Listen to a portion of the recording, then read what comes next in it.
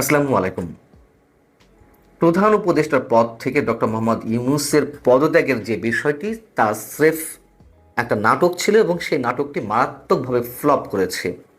এখনো পর্যন্ত অধিকাংশ রাজনৈতিক দল এবং রাজনৈতিক বিশ্লেষক সহ সাধারণ মানুষের অধিকাংশেরই এমনটাই ধারণা। এবং ভাবা হয়েছিল যে এই নাটক করে বেশ ভালো কিছু করা যাবে, লাভবান হওয়া যাবে এবং এমন একটি গুঞ্জন ছড়িয়ে দিতে পারলে সবাই এসে ডক্টর মোহাম্মদ ইউনূসকে ঘিরে ধরবে, বলবেন যে না না না, আপনাকে যেতে দিব না আমরা, যেভাবে হোক আপনাকে থাকতে হবে, আপনিই আমাদের সর্বসেরা অভিভাবক। কিন্তু বাস্তবে আসলে তেমনটি দেখা গেল না। এবং এইগুলো আমার কথা নয়, এগুলো অধিকাংশ রাজনৈতিক দল এবং বিশ্লেষকদের যে মন্তব্য তার মধ্যে দিয়ে এমনটাই ফুটে ওঠে। কিন্তু উদ্দেশ্য আসলে কী ছিল? বিষয়টি যতটা এখনো পর্যন্ত যতটা জানা যাচ্ছে যে ডক্টর মোহাম্মদ ইউনূস তার অনুগত বা তার নিয়োগকর্তা ছাত্রদের দেখে তিনি বললেন যে তোমরা এমন করছো কেন, এমন করলে তো আমি থাকবো না, আমি পদত্যাগ করব। অভিমানের সহিত সম্ভবত বলছিলেন।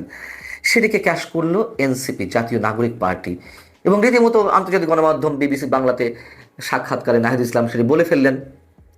উদ্দেশ্য ছিল তিনটি।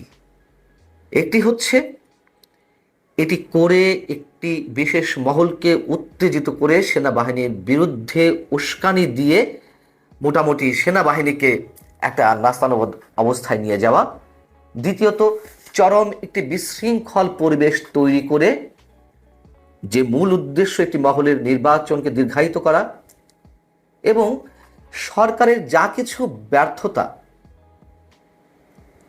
সেইগুলোকে একটু আড়াল করার চেষ্টা করা। কিছুই কি হয়েছে? আমরা কিছু সিমটম দেখেছি যে যারা এগুলো করছিল তাদের যারা সহযোদ্ধা তারা সেনাবাহিনীর বিরুদ্ধে হুঙ্কার দিতে লাগলো, নানান ধরনের উস্কানিমূলক বক্তব্য দিতে লাগলো, এমনকি সরকারের মধ্য থেকে কেউ কেউ এই কাজটি করতে লাগলো। তো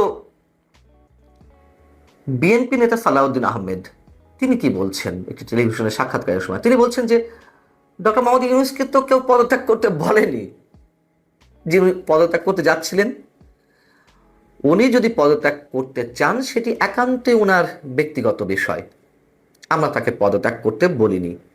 সেনাপ্রধান সম্পর্কে সালাউদ্দিন আহমেদ বলছেন সেনাপ্রধান এমন কিছু বলেননি যা তার জুরিসডিকশনের মধ্যে পড়ে না, বরং সাধারণ মানুষের যে চাওয়া প্রত্যাশা সেটি প্রতিফলিত হয়েছে সেনাপ্রধানের বক্তব্যে।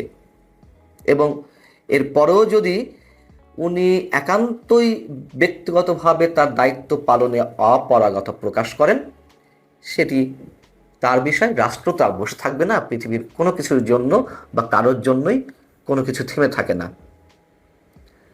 আরেকটি ইঙ্গিত তিনি দিয়েছেন যে ডক্টর মোহাম্মদ ইউনূস 1/11-এর সময় একটি রাজনৈতিক দল গঠন করতে চেয়েছিল, এখন তার মনে কি অবস্থা আমরা জানি না। বিবিসিকে বিএনপির কোনো কোনো নেতা বলছেন নির্বাচনের সুনির্দিষ্ট রোডম্যাপ ও 3 জন উপদেষ্টার পদত্যাগের যে দাবি ছিল তাদের, সেই ভাবনা থেকে বা এই ভাবনাগুলো আড়ালে নেওয়ার জন্য, বিতর্কগুলো এড়ানোর জন্য এমন একটি নাটক করা হয়েছে। এবং মাহমুদুর রহমান মান্না কি বলছেন আরেকটি টেলিভিশনে, একটি টক শোতে, বাংলা ভিশনে, তিনি বলছেন যে এনসিপিকে প্রমোট করেছে ডক্টর মোহাম্মদ ইউনূস। 52 থেকে আজ অবধি, 52 ভাষা আন্দোলন থেকে আজ অবধি বাংলাদেশে যতগুলো আন্দোলন হয়েছে তার নেতৃত্ব তো ছাত্ররাই ছিল। কিন্তু সেই ছাত্ররা কখনো ক্ষমতায় বসতে চায়নি, রাজনৈতিক দল গঠন করেনি।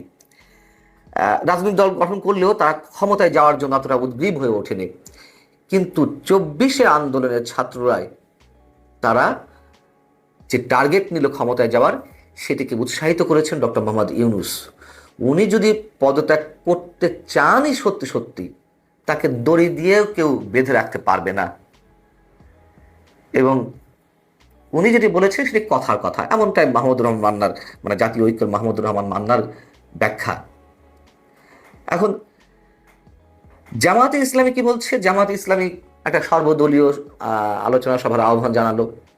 এবি পার্টি কি করলো? সংবাদ সম্মেলন করে তারা বলল যে অন্তর্বর্তীকালীন সরকারের যে সব উপদেষ্টার কারণে জাতীয় ঐক্য বিনষ্ট হয়েছে এবং তারা বিভিন্ন বিতর্কিত কর্মকাণ্ডের মধ্যে ঢুকে পড়েছেন, তাদের পদত্যাগ করতে হবে। মানে কেঁচো খুঁড়তে গিয়ে সব সাপ বেরিয়ে আসছে, বিষয়টি এরকম। হেফাজতে ইসলামী বলল, ডক্টর মোহাম্মদ ইউনূস আমাদের অভিভাবক আর সেনাপ্রধান আমাদের স্তম্ভ। গণ অধিকার পরিষদ একটু সম্মান জানিয়ে কথা বলেছে ডক্টর মোহাম্মদ ইউনূসের প্রতি, না না স্যার, আপনাকে যেতে দেবো না, আপনি যে দায়িত্ব নিয়ে এসেছেন তা আপনাকে পালন করতে হবে। আর এসবের মধ্য দিয়ে যা কিছু আমাদের সামনে স্পষ্ট হলো, তাতে বিষয়টি এমন নয় যে ডক্টর মোহাম্মদ ইউনূস না থাকলে বিশাল কিছু হয়ে যাবে, এবং যারা নাটকটি করতে চেয়েছিল এবং এটির মধ্য দিয়ে এক ধরনের জিহাদ ঘোষণা করতে চেয়েছিল সেনাবাহিনীর বিরুদ্ধে, সেটি বোধহয় আর এগোচ্ছে না। তবে তারপরেও বলি, তারা কিন্তু থেমে নেই। যে কোনো ইস্যুকে কেন্দ্র করে বাংলাদেশকে অস্থিতিশীল করার একটা ভয়ঙ্কর প্রচেষ্টা তারা নিশ্চয়ই করবে। এখন ডক্টর মোহাম্মদ ইউনূসের সামনে কি করার রয়েছে, তিনি কি করতে পারেন? রাজনৈতিক বিশ্লেষকদের অনেকে, বা আমারও, মানে আমি একজন ছোট মানুষ হিসেবে আমার যেটি মনে হয় যে অধ্যাপক ইউনূস পদত্যাগ করে চলে যেতেও পারেন, এটি তার বিষয়।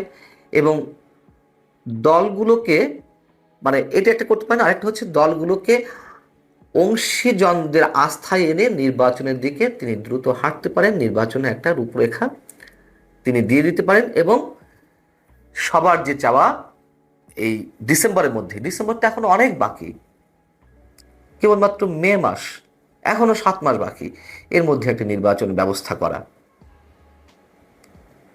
আর সবশেষ বলতে হয়, প্রধান উপদেষ্টার পদত্যাগের গুঞ্জন এবং উপদেষ্টাদের নিয়ে যে চলমান বিতর্ক, সেগুলা অন্তর্বর্তী সরকারের স্থিতিশীলতা নিয়েই বড় প্রশ্ন তৈরি করেছে। অর্থাৎ মাঝে বলছিলাম যে কেঁচো খুঁড়তে গিয়ে সাপ বেরিয়ে পড়েছে। মানে এই নাটকের তো আসলে কোনো লাভের লাভ হয়নি, বরং বিশেষ একটি গোষ্ঠীর একটি বিশেষ চেহারা সবার সামনে স্পষ্ট হয়েছে। আবেগকে কাজে লাগিয়ে তারা যে বেগের সৃষ্টি করতে চাইছিল, সেটা বুমেরাং হয়েছে। আল্লাহ হাফেজ, ভালো থাকুন সবাই।